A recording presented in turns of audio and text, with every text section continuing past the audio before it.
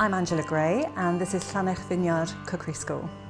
The concept of the school is based on making cookery days exciting for people, for visitors. It's a way of teaching people, educating them, but having fun and really getting them to connect with what's important, and that is feeding yourself great food every day based on seasonal produce and simple cooking. Basically, when they arrive, we have a cuppa and that relaxes them a little bit and they see I'm not so scary, and then basically it's into the kitchen.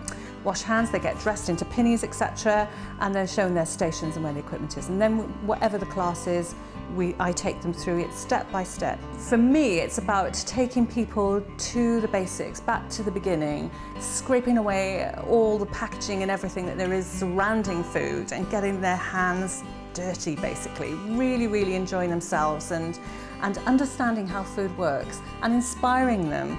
Because I think lots of people are led by recipes. They go online, they'll watch a program, they'll get a magazine or a newspaper, and they end up filling their cupboards full of store cupboard things that just sit there and become dinosaurs, basically. There's probably things in there from 1976, you know? So what we try and do is get people to be a bit more economical about things as well, in the way that they buy things and use things, and also liberate some of these things that have been hanging around for a while perhaps, and get to use them in their everyday cooking. I think the food scene in Wales today is totally different from what it was, say, 15 years ago. It's so much more vibrant, it's exciting.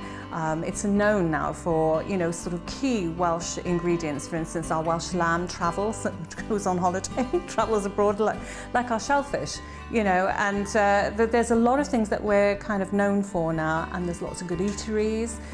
I think producers are more savvy now. There's more variety, which is really interesting, and I think it makes, you know, shopping a lot more exciting. You've got everything from, say, artisan products that are in a farmer's market, or, you know, a nice deli, right through to big time manufacturing.